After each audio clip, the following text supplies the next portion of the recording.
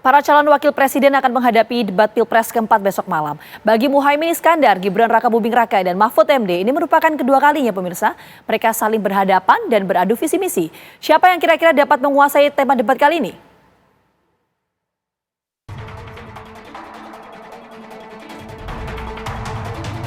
Besok, Komisi Pemilihan Umum KPU akan menyelenggarakan debat keempat Pemilu Presiden 2024. Debat ini menjadi debat kedua bagi para calon wakil presiden dari masing-masing pasangan calon. Tema debat keempat akan membahas pembangunan berkelanjutan, sumber daya alam, lingkungan hidup, energi, pangan, agraria, masyarakat adat dan desa. Ada 11 panelis yang akan menyiapkan pertanyaan bagi para cawapres. Debat cawapres sebelumnya, para cawapres Muhaimin Iskandar, Gibran Rakabuming Raka, dan Mahfud MD beradu argumen dengan sengit dan penuh kejutan. Jelang debat esok, masing-masing cawapres punya cara masing-masing untuk mempersiapkan diri menghadapi panggung debat.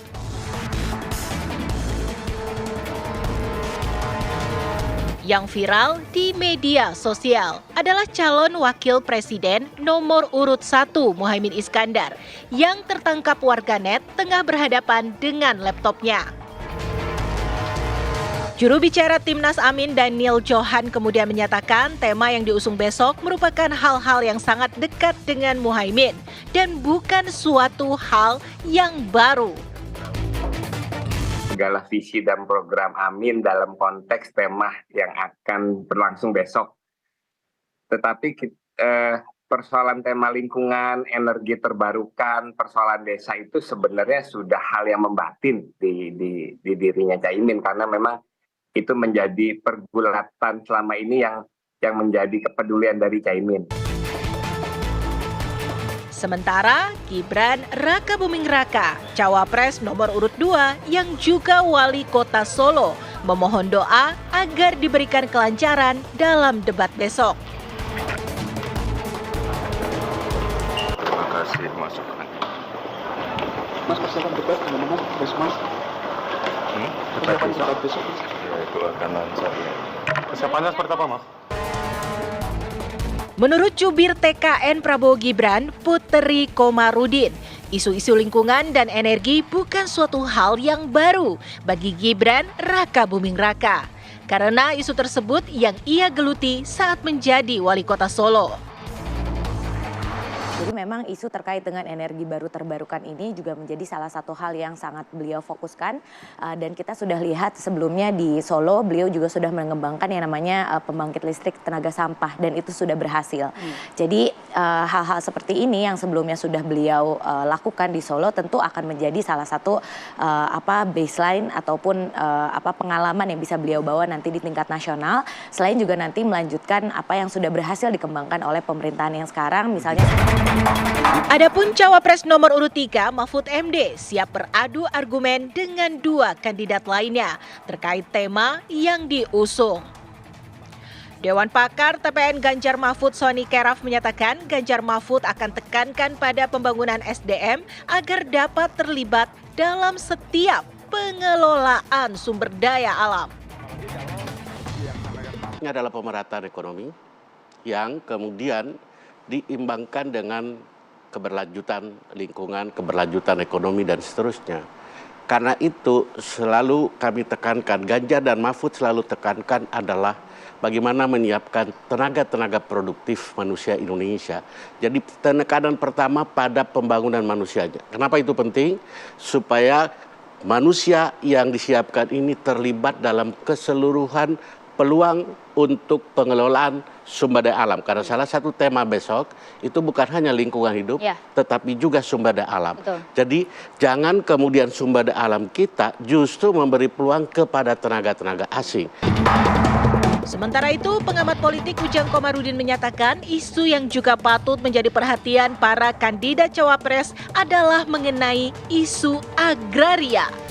Salah satunya mengenai mafia tanah yang hingga kini masih menjadi masalah. Jadi sesuatu yang penting ya. Kenapa? Karena banyak masyarakat yang berkonflik, banyak masyarakat yang ribut ya. Banyak masyarakat yang dirugikan terkait dengan kasus agraria. Apalagi ya di kita ini banyak mafia-mafia tanah yang melibatkan pejabat, pengusaha, dan pihak yang lain. Oleh karena itu, ya ini harus menjadi titik perhatian, fokus perhatian dari para cawapres untuk bisa menyelesaikan persoalan agraria secara komprehensif. Masyarakat menanti kejutan dalam debat Pilpres yang akan berlangsung besok. Apakah debat nantinya akan berujung pada elektabilitas para pasangan calon? Kita akan saksikan bersama. Tim TV One mengabarkan. Komisi Pemilihan Umum akan kembali menggelar debat keempat pemilu presiden minggu besok. Kali ini calon wakil presiden akan beradu argumentasi dan gagasan soal pembangunan berkelanjutan, sumber daya alam, lingkungan hidup, energi, pangan, agraria, serta masyarakat adat dan desa. Lalu isu apa yang perlu dikedepankan dalam debat kali ini? Apakah calon wakil presiden tidak akan terjebak dalam adu gimmick dibandingkan adu gagasan dan juga ide 5 tahun ke depan? Kami akan membahasnya bersama dengan sosiolog Profesor Suwaib Amiruddin, kemudian pakar komunikasi politik Mas Gun-Gun Herianto, dan juga pakar Miko Ekspresi Mas Kirdi Putra. Selamat petang Bapak-Bapak. Selamat petang. Assalamualaikum warahmatullahi wabarakatuh. Waalaikumsalam warahmatullahi wabarakatuh. Kita ke Prof. Suwaib terlebih dahulu. Sebenarnya Prof, dari isu-isu yang akan dihadapkan pada esok hari, sebenarnya apa yang paling penting untuk dikedepankan oleh cawapres dalam debat esok? Ya, baik Mbak. Jadi saya kira mungkin dari tema yang diangkat besok, yang paling penting difokuskan itu adalah berkaitan dengan masyarakat desa dan masyarakat adat ya. Selain itu pembangunan berkelanjutan dan sumber daya alam. Saya kira juga lingkungan hidup juga penting ya, yang yang harus didorong secara bersama-sama, dan juga berkaitan dengan pangan dan agraria. Saya kira semua tema ini sangat penting ya. Tinggal bagaimana calon wakil presiden ini memberikan pendalaman. Karena saya menganggap bahwa tema kali ini adalah tema kebahagiaan.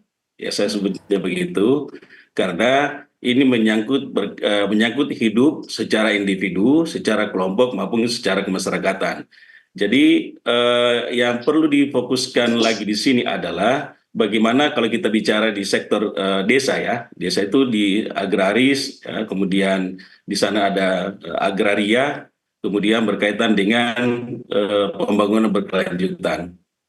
Desa ini sebenarnya termasuk salah satu hal yang paling penting dibangun isunya, karena untuk mendapatkan perhatian lebih besar bagi calon itu adalah harusnya lebih banyak bermain di isu desa. Misalnya di desa itu ada semacam infrastruktur desa yang hari ini kan saya kira belum tuntas, misalnya berkaitan dengan jalan desa, prasarana desa, kemudian berkaitan dengan air bersih di desa, kemudian irigasi pedesaan.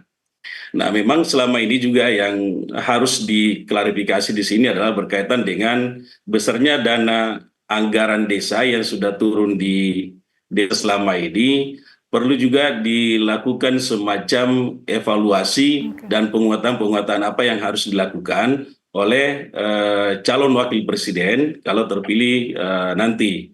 Nah, itu berkaitan dengan desa. Nah, yang paling penting lagi Mbak yang harus didorong adalah masyarakat adat ya. Yang sampai hari ini saya kira masyarakat adat belum mendapatkan semacam status yang bisa dipegang sebagai hal penguatan pemberdayaannya. Ya, sehingga dianggap bahwa masyarakat adat itu belum dikesampingkan. Padahal kalau kita lihat perkembangan di negeri ini, sejak tahun 2019 itu sudah dibahas tentang masalah rancangan undang-undang tentang desa. Dan kalau tidak salah di tahun 2023 ini sudah masuk salah satu hal yang diprioritaskan. Tapi entahlah apakah nanti ketika selesai pemilihan presiden ini bisa masuk di dalamnya gitu. Baik, oke baik. Itu tadi ya hal-hal yang harus jadi atensi ketika besok debat. Kita menuju ke Mas Gun-Gun. Mas Gun-Gun, kalau kita lihat tema debat besok, ini siapa cawapres yang akan diuntungkan dan juga dirugikan? Kalau kita bicara konteksnya soal tema debat besok. Ya, kalau lihat sub-sub tema di debat keempat ini, rasanya tidak dimiliki secara spesifik oleh satu kandidat ya, berbeda dengan topik sebelumnya di pertahanan kan identik misalnya dari awal itu diasosiasikan dengan Pak Prabowo. Nah artinya di debat debat keempat ini sebenarnya semua kandidat punya peluang yang mirip-mirip atau sama untuk sebenarnya menyiapkan diri melakukan FCR atau finding conclusion recommendation itu dengan optimal gitu ya. Supaya kemudian tahu persis solusi-solusi atas dinamika perkembangan yang terjadi kekinian maupun yang menjadi problem terus-menerus ya berulang seperti misalnya dalam konteks pembangunan berkelanjutan, sumber daya alam, energi, desa itu kan problem-problem yang langsung terhubung dengan begitu banyak orang ya. Dan disparitas desa kota misalnya itu menjadi persoalan yang selalu memunculkan persoalan kompleks yang butuh problem solving yang begitu baik ya, terutama dari sisi policy. Kemudian yang paling menarik bagi saya adalah bahwa debat ini kan selalu punya 3 dimensi. Satu itu dimensi retorik ya. Bagaimanapun kan tidak seluruh masyarakat itu bisa memahami substansi kalau kemudian retorikanya tidak kemudian bisa menyampaikan dengan baik. Kemudian yang kedua bicara soal aspek substansi.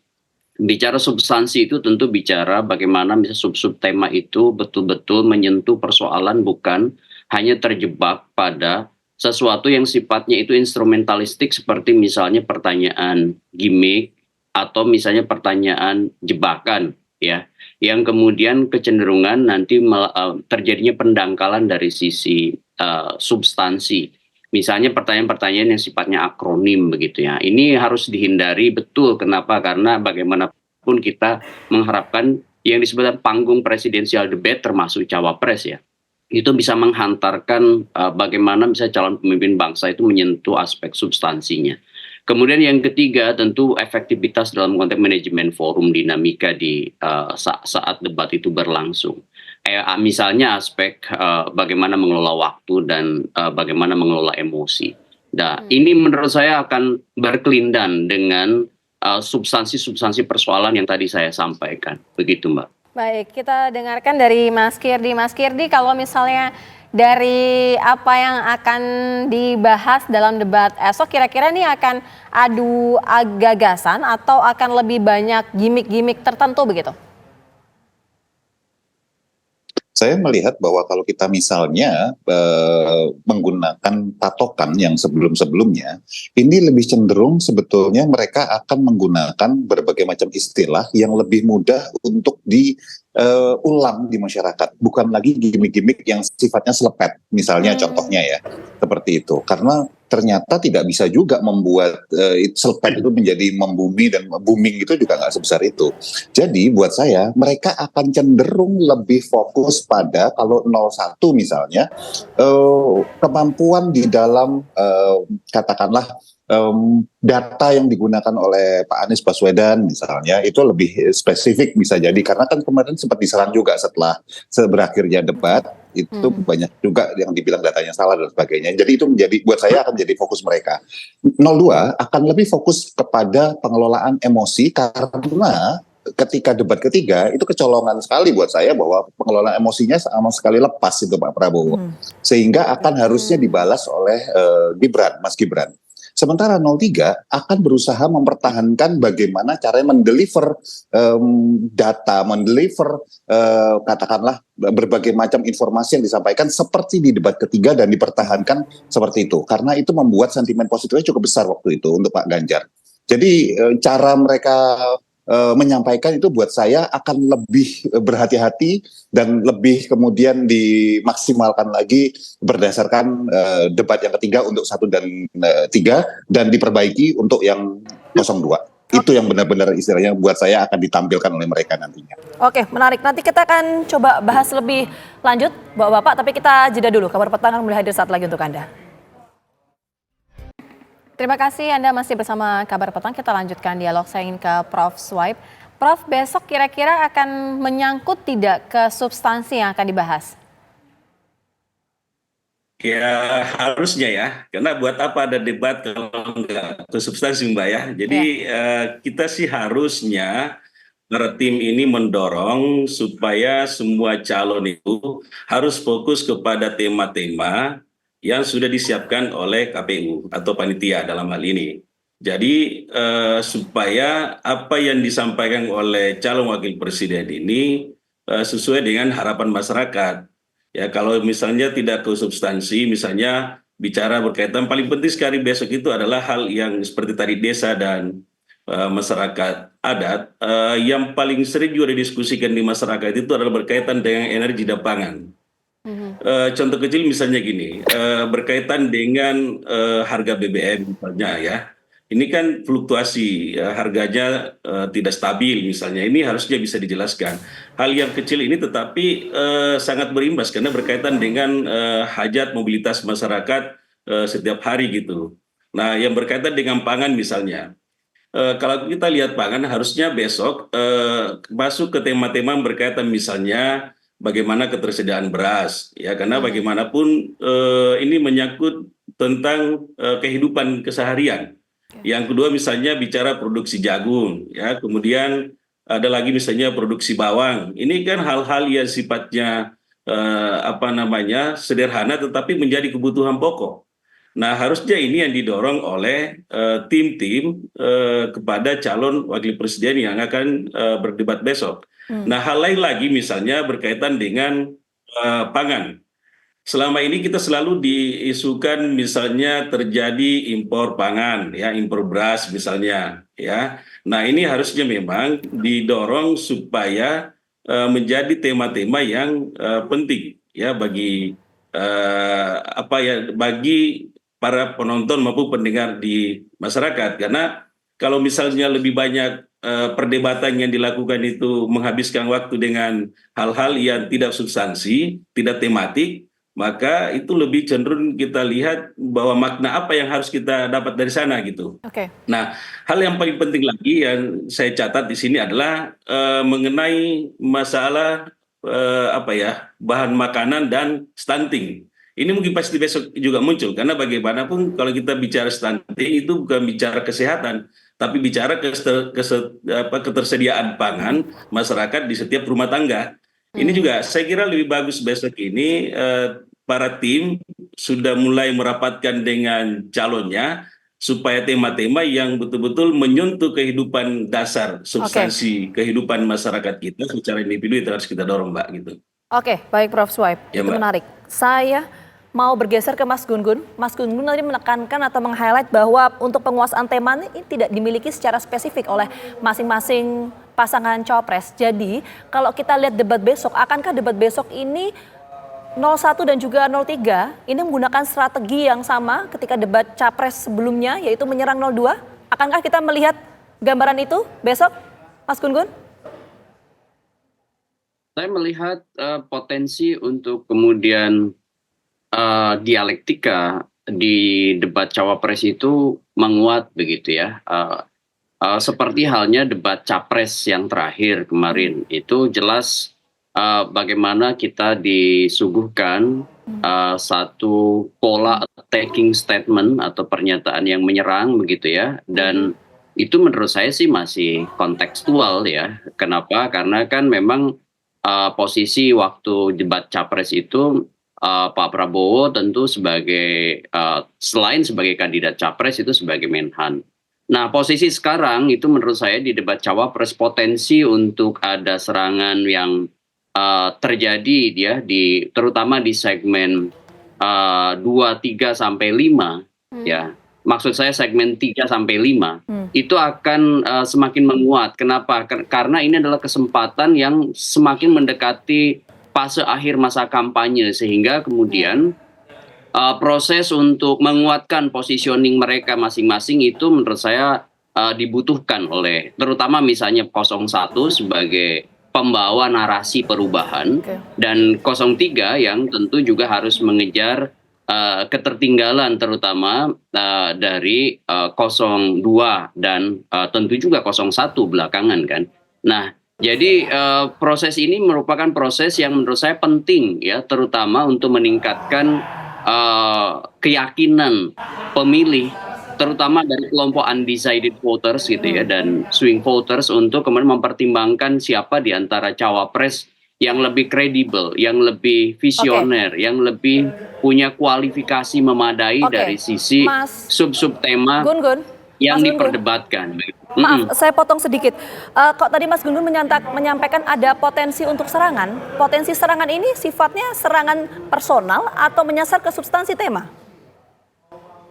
Saya melihat akan lebih pada substansi. Kenapa? Karena kayak Prof. Mahfud misalnya atau Caimin paham betul belajar dari debat ketiga kemarin ya, bahwa kalau misalnya serangan terlalu ofensif ya dan tidak memiliki ritme, itu justru yang diuntungkan adalah kandidat yang mampu memainkan yang disebut dengan CPM atau Communication of Privacy Management. Kapan membuka, kapan menyerang, kapan menutup, begitu. Ofensif dan defensif di forum itu penting. Nah ini dalam konteks bacaan komunikasi politik, serangan itu penting ya dalam debat. Kenapa? Karena debat itu butuh dialektika, hanya kemudian yang berkonsep, artinya masuk pada wilayah substansi, kemudian dengan cara menjaga ritme, tidak kemudian betul-betul menyerang dari awal, tetapi memainkan yang disebut dengan pola ya, tadi yang saya sebut CPM atau Communication of Privacy Management itu. Sehingga kemudian publik bisa melihat ya bukan serangan yang sifatnya diarahkan pada personal, tetapi lebih pada substansi terlebih ya. Ini kan tema-tema sub-sub tema kali ini itu berhubungan dengan basic need dan hajat hidup orang banyak ya, seperti pangan begitu. Kemudian kita melihat banyak konflik agraria. Kita melihat sekali misalnya butuhnya solusi atas energi terbarukan. Nah, kemudian juga hal lain itu yang kemudian selalu ditunggu adalah bagaimana tata kelola atau governance terkait dengan desa. Karena desa ini dananya sekarang besar, tetapi kemudian dianggap tata kelolanya belum baik. Sehingga dari sisi misalnya politik anggaran, politik kebijakan yang kemudian itu diharapkan ke depan, master plan jika mereka kemudian berkuasa itu seperti apa? Apakah kemudian misalnya punya revisi-revisi yang signifikan atas governance yang sekarang ini dilakukan, atau justru melanjutkan apa yang sekarang ada begitu ya. Nah proses-proses seperti ini tentu akan jadi bahan evaluasi terutama bagi kelompok-kelompok yang memang berkepentingan atau terdampak ya dari sub-sub tema yang kemudian diperbincangkan. Mas Gun-Gun, tapi kalau misalnya dilihat dari komunikasi yang akan disampaikan dari ketiga cawapres ini, sebenarnya yang paling mengena begitu terhadap yang pemilih yang undecided voters itu yang seperti apa? Mereka yang secara terang-terangan atau belak-belakan, atau juga yang cara berkomunikasi secara santun dan lain sebagainya begitu? Ya, belak-belakan itu penting ya, meskipun soal diksi ya, soal kemudian etika itu tentu juga akan jadi bahan pertimbangan. Kenapa? Karena kalau kemudian menyerang belak-belakan, dynamic style gitu istilah komunikasinya itu ya, itu berarti kan salah satu diantaranya adalah asertif gitu. Kalau kemudian tanpa mengindahkan etika itu juga tentu akan backfire, dia akan jadi satu hal yang juga buruk bagi penampilannya. Makanya kemudian saya sarankan yang paling penting itu para kandidat menyodorkan data atau argumen, itu dalam bahasa retorika namanya logos ya. Jadi harus ada kemudian basis argumen, reasoning atau data penguat. Tetapi tidak cukup itu, bagaimana menghantarkan data itu dengan bahasa yang mudah diterima oleh halayak umum. Ya, jangan kemudian asik dengan dirinya sendiri, kemudian apalagi misalnya hanya ingin mempermalukan mitra berdebat, karena orang yang kemudian diajak berdebat itu kan sebenarnya mitra berdebat, ya. Nah, itu juga perlu dipahami. Kemudian yang terakhir, bagaimanapun kan ini bukan debat di level bawah, ini high level yang tentu tujuannya adalah untuk menunjukkan calon wakil presiden yang lebih kredibel, yang bukan hanya semata-mata ban serep, sehingga posisinya itu menjadi penting. Pemikiran, artikulasi pemikiran dan kebijakannya ke depan itu bagaimana mendukung capresnya untuk sub-sub tema yang diperdebatkan begitu. Baik, kita ke Mas Kirdi. Mas Kirdi, sejauh ini kira-kira apa yang akan menjadi strategi pamungkas dari para cawapres ini ketika akan menghadapi debat esok? Sudah terbukti ketika kalau kita bicara tentang apa yang ditampilkan, itu menjadi banyak sekali perhatian orang-orang. Contohnya kalau kita bicara pola, debat pertama itu kecenderungan orang melihat bahwa Pak Anies Baswedan itu cukup memegang sesi debat pertama. Karena bagaimana kemudian Pak Anies menyampaikan, itu dinilai baik.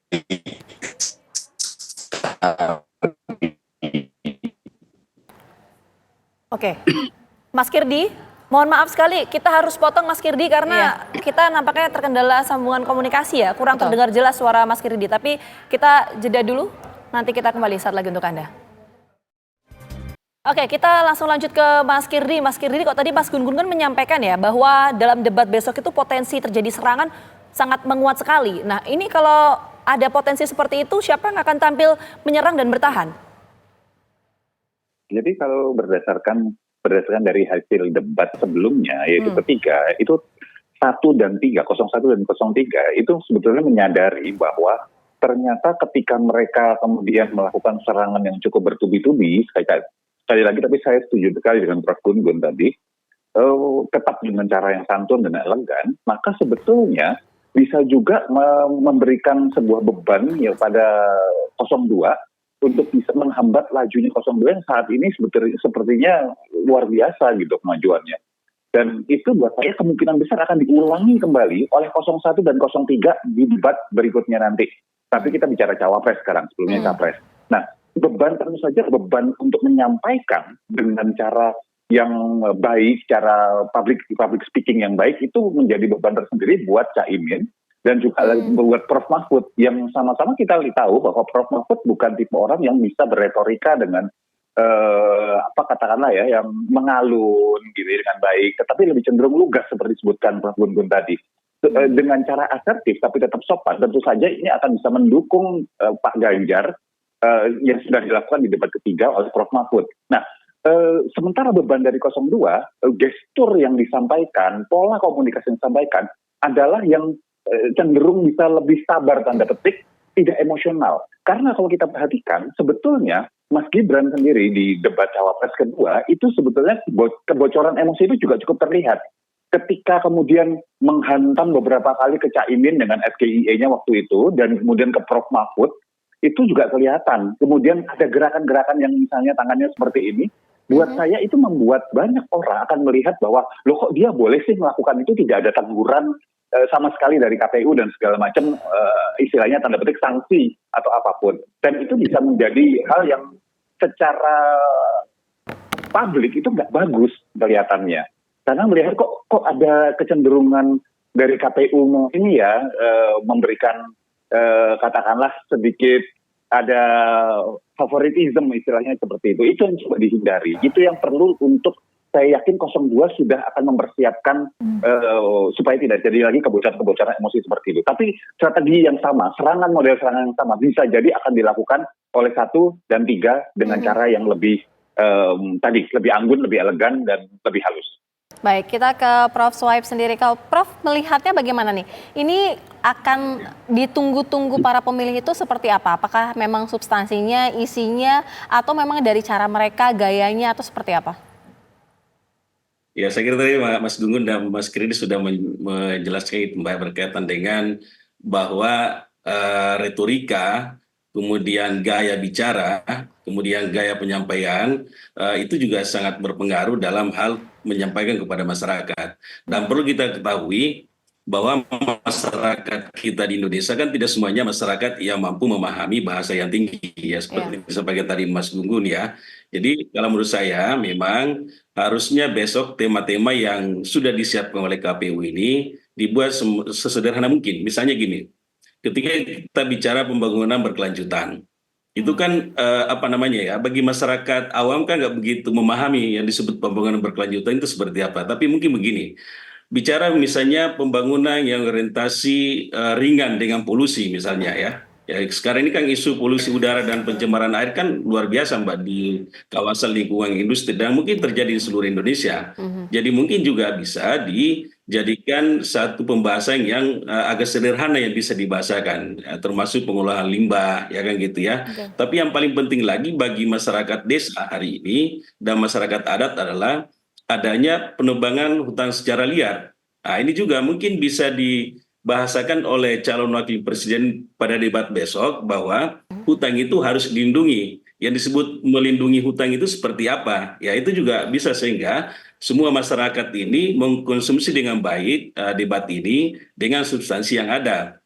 Tapi memang kita tidak bisa juga nafikan bahwa akan ada semacam serangan ya seperti tadi yang disampaikan Mas Gunggung ya, ada yang serangannya menutup, misalnya dia ada yang menyerang, ada yang menutup, kan gitu ya. Nah saya kira memang harusnya diarahkan ke, tapi yang paling penting lagi Mbak, berkaitan dengan hilirisasi ini ya, hilirisasi tambang di Indonesia. Ini juga sering saya dapat diskusi di masyarakat. Misalnya di Indonesia ini kita banyak tambang, misalnya nikel misalnya ya, ada timah.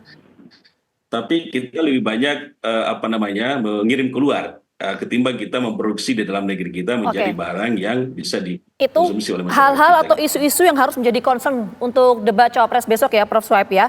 Kita tangkap poinnya, kita langsung mau ke Mas Gun-Gun. Mas Gun-Gun, kalau kita lihat debat cawapres besok itu seberapa signifikan bisa memberikan suntikan elektoral untuk masing-masing pasangan calon?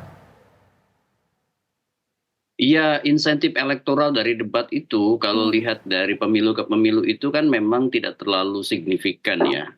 Plus minus itu kan 5%.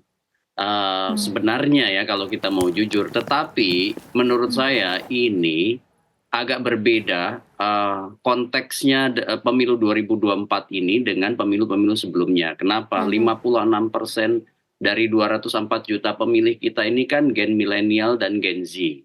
Gitu ya. Dan ini adalah proporsi paling besar di antara basis pemilih yang ada. Yang itu mereka sering disebut sebagai digital native. Ketika misalnya mereka digital native, maka salah satu yang akan memengaruhi mereka itu adalah percakapan, interaksi di sosial media. Makanya sebenarnya yang mungkin saja mereka tidak menonton debatnya pada saat live, ya sebagian besar dari mereka itu, tetapi mereka mengikuti perbincangan atau percakapannya di sosial media. Makanya sangat mungkin terjadi yang disebut dengan symbolic convergence ya. Inilah yang konsep Ernest Borman ini menurut saya relevan. Kenapa? Karena bisa terjadi kesadaran, berbagi kesadaran bersama, misalnya mengamplifikasi perdebatan yang terjadi di panggung debat cawapres itu kemudian ditarik ke sosial media, kemudian ditarik ke komunitas dengan konsep connected media. Nah itu bisa aja kemudian merankingkan isu di proporsi pemilih yang jumlahnya besar ini, sehingga kemudian bisa aja kemudian juga berpengaruh kepada kelompok pemilih ini untuk kemudian menentukan pilihan di injury time. Dan satu lagi yang bisa aja terpengaruh besar itu adalah kelompok kritis yang sampai sekarang belum menentukan pilihan, masih menunggu misalnya basis-basis data, argumen yang disodorkan oleh para kandidat, termasuk capres dan cawapres ini. Sehingga kemudian kalau melihat angka Litbang Kompas pada saat misalnya rilis ada 28% undecided voters, jumlahnya tentu ini besar. Agak berbeda dengan pemilu-pemilu misalnya seperti 2019 atau 2014 yang ketika memasuki fase-fase akhir jelang pemilu itu biasanya kelompok undecided voters itu semakin mengecil. Nah, tentu ya harapannya debat ini bisa menjadi satu di antara proses perankingan isu sekaligus pemberian keyakinan kepada mereka yang belum menentukan pilihan dan masih bimbang untuk kemudian betul-betul bisa menentukan pilihan, sehingga dugaan saya debat capres-cawapres sekarang itu bisa memberi insentif elektoral lebih besar dibanding tradisi sumbangan insentif elektoral. Oke, Mas Gun-Gun, kita tangkap poinnya. Capres di 2019 dan 2024. Debat cawapres besok ini bisa memberikan insentif elektoral yang signifikan. Terima kasih sekali lagi untuk seluruh narasumber. Maaf sekali karena waktu kita terbatas. Terima kasih Mas Gun-Gun, Mas Kiri dan juga Prof. Swaib sudah bergabung bersama kami di Kabar Petang. Sehat selalu.